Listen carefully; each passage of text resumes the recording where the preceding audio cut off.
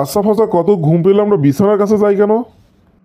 Sir বিষয়টা তো সহজ, বিছানা আমাদের কাছে আসে না তাই আমরা বিছানার কাছে যাই। এ ফজা, কত 5 থেকে 2 বিয়োগ করলে কত থাকে? জানি না স্যার। তুই একটা আস্ত গরু। আমি তো এখন অনেক ছোট, আমাকে বাছুর বলবেন স্যার। আচ্ছা ফজা, কত বিদ্যুৎ আবিষ্কার না হলে কি হতো? কি আর হতো স্যার, হারিকেন জ্বালায় টিভি দেখা লাগতো।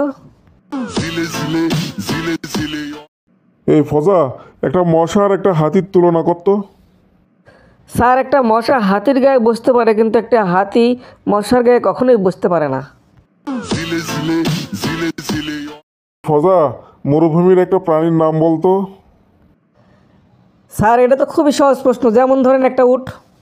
মরুভূমির আর একটা প্রাণীর নাম বল। স্যার আর একটা উট। আচ্ছা ফজা, বলতো তাজমহল কোথায় অবস্থিত? জানি না স্যার। তাহলে বেঞ্চের উপর দাঁড়া।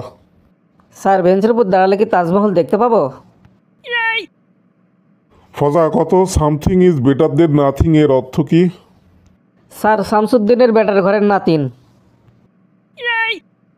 আচ্ছা ফজা, কত পুরুষ এমন একটা জিনিস বানাইছে সেই জায়গায় পুরুষ আর নিজেই যাইতে পারে না? স্যার এটা তো খুবই সহজ, এটা হলো মহিলা টয়লেট। স্যার আপনি কি মুরগি? কি সব আলতু ফালতু কথা বলতেছিস? আমি মুরগি হইতে যাবো কেন? তাহলে স্যার আমার খাতায় প্রত্যেকদিন আন্ডা দেন কেন? আচ্ছা ফজা, একটা বাস যদি ঘন্টায় 10 কিলোমিটার যায় তাহলে আমার বয়স কত? স্যার আপনার বয়স 50 বছর। গুড, কিভাবে পারলি রে ফজা? আমার এলাকায় একটা হাফ পাগল আছে, তার বয়স 25 বছর। আর আপনি তো ফুল পাগল, তাহলে তো আপনার বয়স 50 বছর হবেই।